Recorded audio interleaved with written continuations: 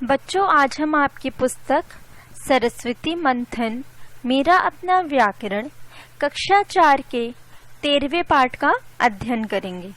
हमारा 13वां पाठ है विराम चिन्ह। विराम चिन्ह को हम अंग्रेजी में पंक्चुएशन कहते हैं।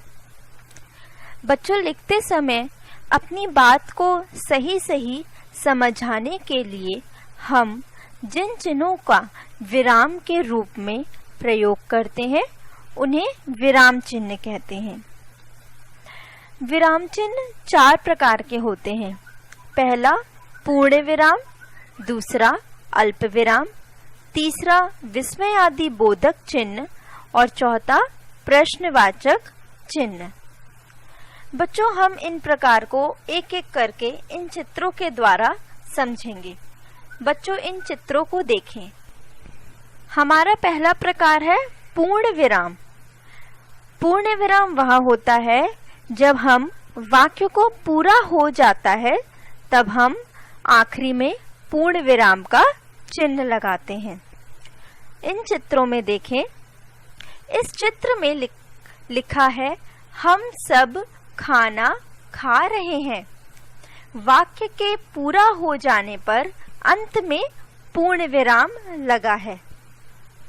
अब दूसरी चित्र देखें।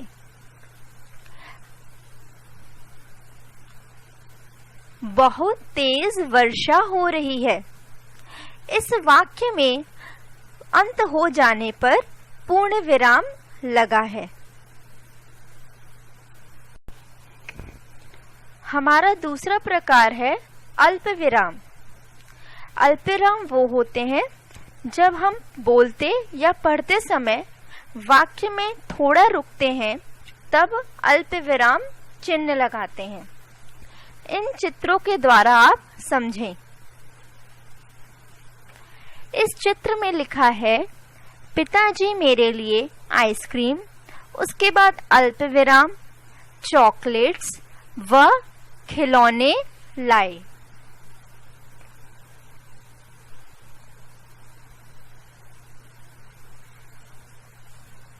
दूसरे चित्र में यहाँ लिखा है मेरे पास आम है, कौमा केला अल्प विराम अनार और सेब है।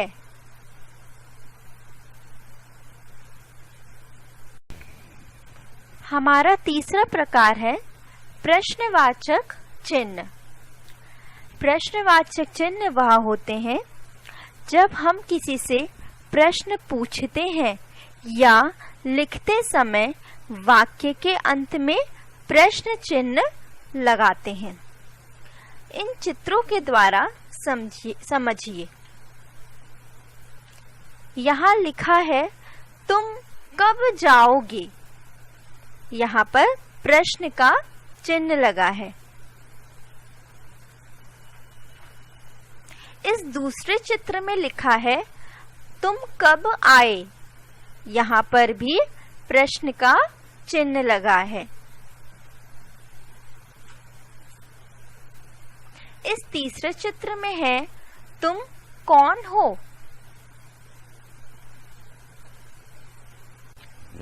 हमारा चौथा प्रकार है विस्मयादि बोधक चिन्ह। विस्मयादि बोधक चिन्ह वह होते हैं जब हम भाव जैसे खुशी, भय, शोक, आश्चर्य, प्रशंसा जैसे भावों को विस्मयादि बोधक चिन्ह द्वारा दर्शाया जाता है। इन चित्रों के द्वारा समझें। अरे हाय, ये क्या है। इस दूसरे चित्र में वाह, कितना सुंदर मोर है। तो चलिए अब हम इस पाठ को विस्तार से आपकी पुस्तक में पढ़ते हैं कि इसे कैसे पढ़ाया है। विराम चिन्ह, पंक्चुएशन।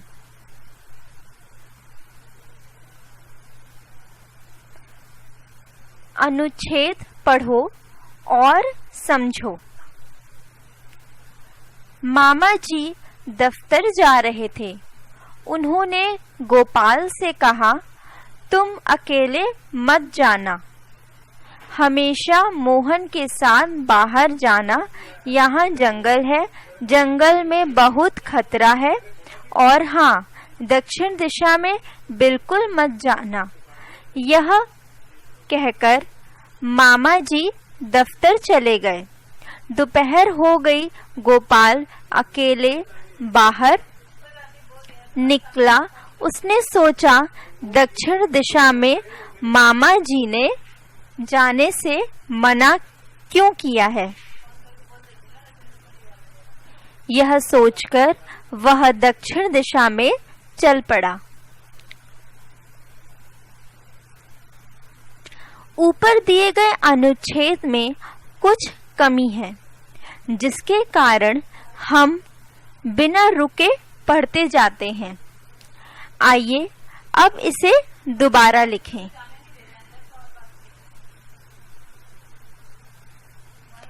मामा जी दफ्तर जा रहे थे। उन्होंने गोपाल से कहा, तुम अकेले मत जाना, हमेशा गोपाल के साथ बाहर जाना। यहाँ जंगल है, जंगल में बहुत खतरा है, और हाँ, दक्षिण दिशा में बिल्कुल मत जाना। यह कहकर मामा जी दफ्तर चले गए। दोपहर हो गई। गोपाल अकेले बाहर निकल गया। उसने सोचा, दक्षिण दिशा में मामा जी ने जाने से मना क्यों किया है। यह सोचकर दक्षिण दिशा में चल पड़ा। इसी अनुच्छेद को पुनः लिखने पर इसमें कुछ चिन्हों को दिखाया गया है। यह देखने में तो आकर्षक लगता है।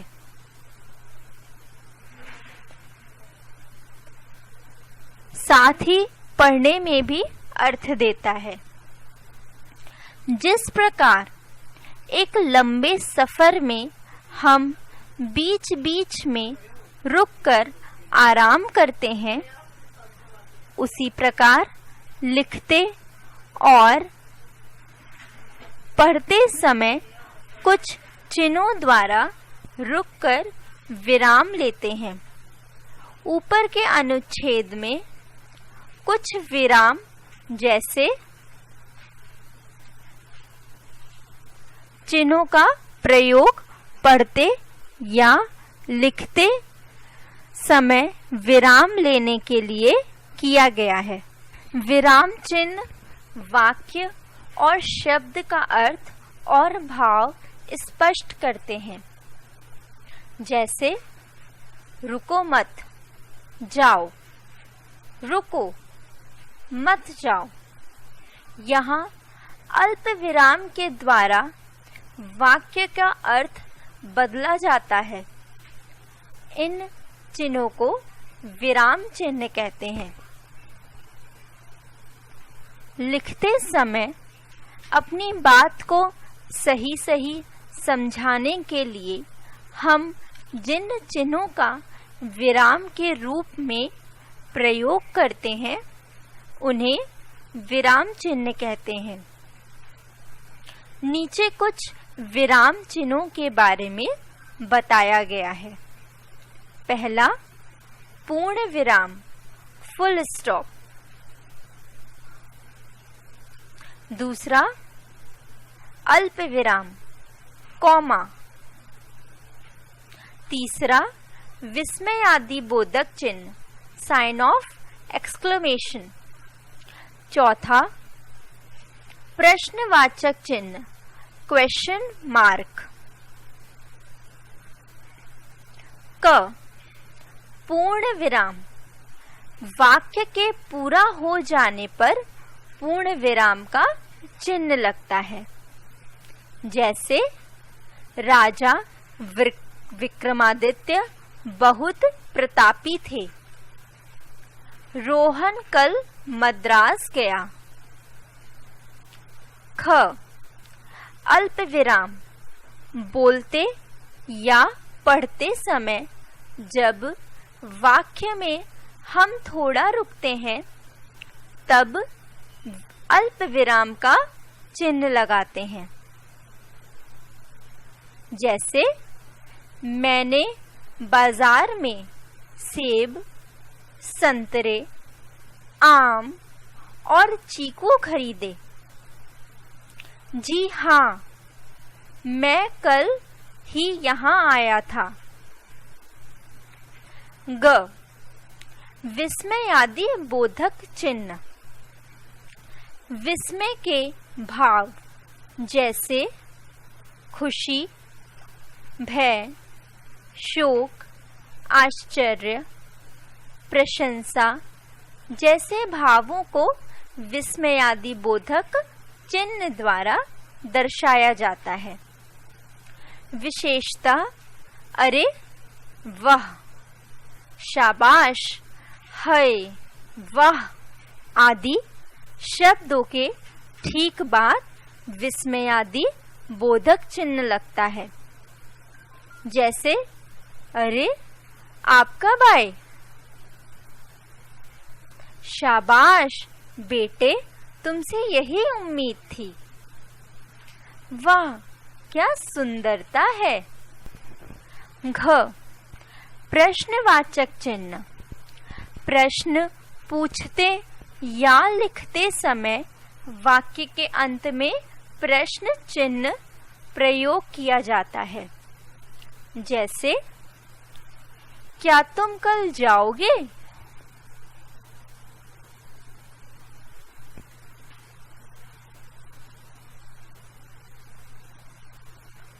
तुमने खाना क्यों नहीं खाया?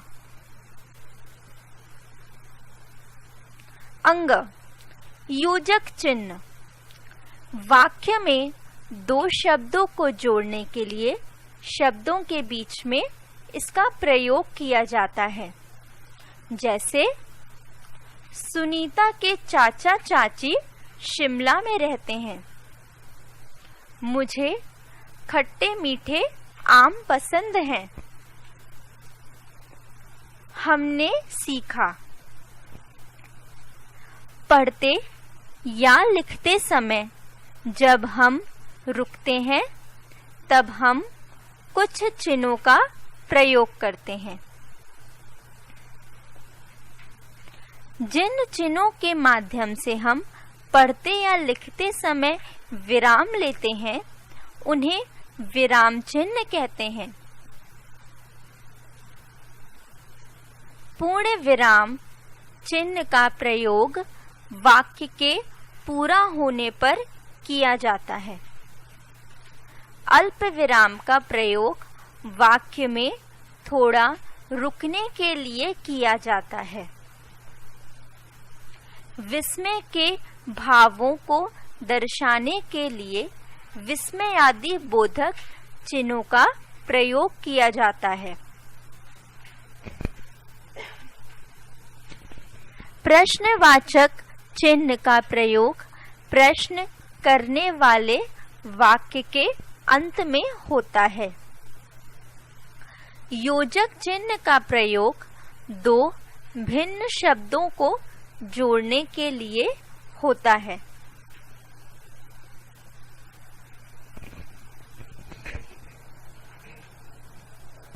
अभ्यास को हम अंग्रेजी में एक्सरसाइज कहते हैं। पाठ की समझ।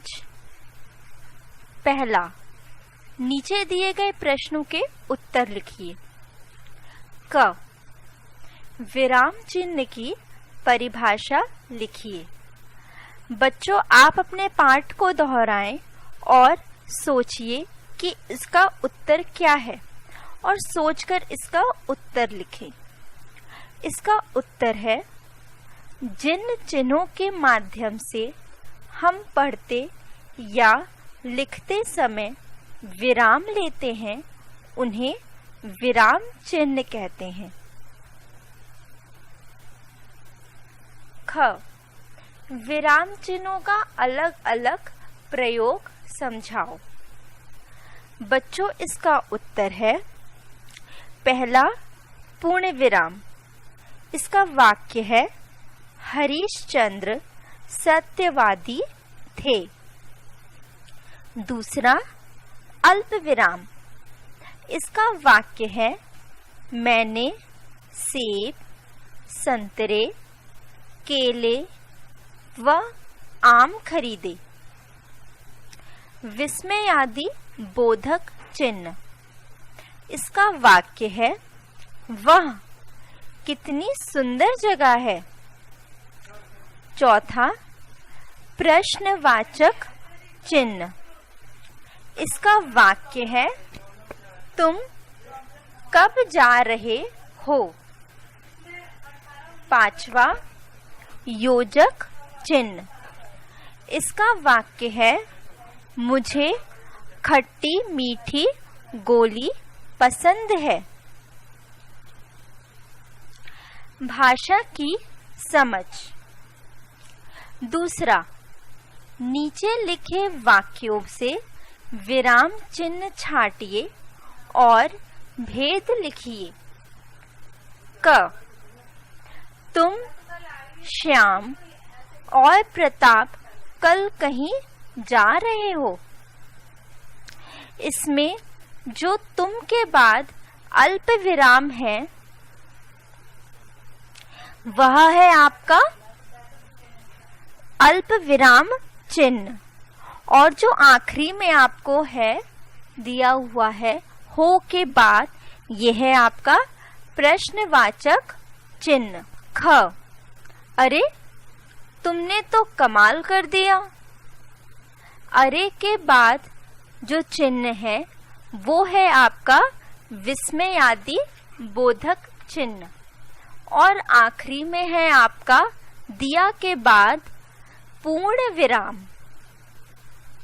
ग, मैं बुलाता रहा, वह मना करता रहा। मैं बुलाता रहा के बाद है आपका ये दिया हुआ है विराम चिन्ह, और वह मना करता रहा के बाद है पूर्ण विराम। घ, कौन कौन पिकनिक पर जाएगा। यहाँ पर कौन कौन के बीच में जो चिन्ह है वह है आपका योजक चिन्ह, और आखिरी में पूर्ण विराम। तीसरा, नीचे दिए गए चिन्हों को पहचानो और उनके वाक्य बनाइए। क, ये है आपका पूर्ण विराम, इसका वाक्य बनेगा कल सब घूमने जाएंगे। ख,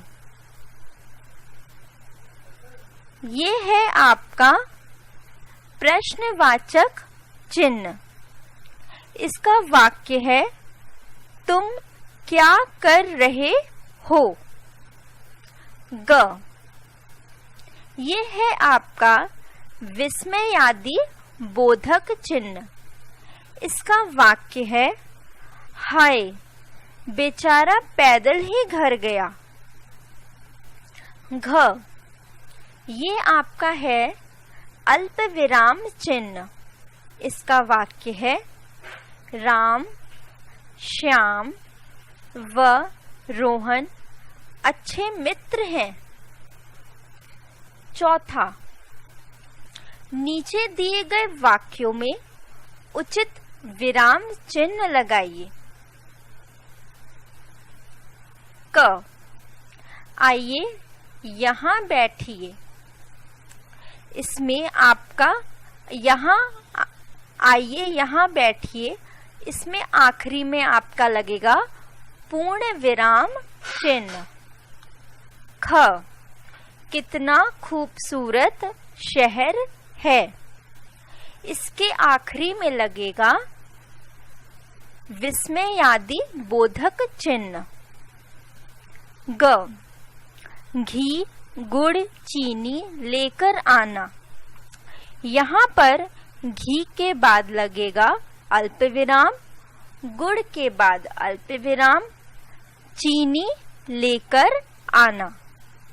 और फिर है आपका पूर्ण विराम। घ, क्या यह तुम्हारी घड़ी है? इसमें आपका आखिरी में होगा प्रश्नवाचक चिन्ह। 5वां, नीचे दिए गए गद्यांश में गलत विराम चिन्ह लग गए हैं, उन्हें सही करके दोबारा लिखिए। वह, तुमने तो खैर कमाल कर दिया। मैं, कब से तुम्हारी प्रतीक्षा कर रही हूँ, तुम आए और मेरे आने से पहले ही सब खा गए क्या? मेरा इंतजार नहीं कर सकते थे।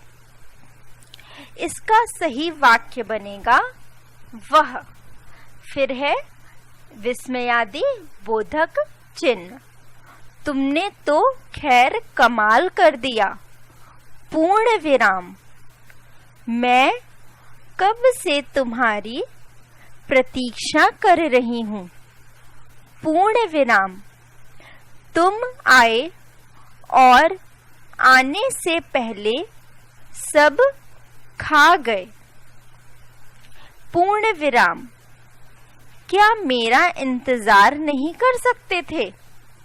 प्रश्नवाचक चिन्ह।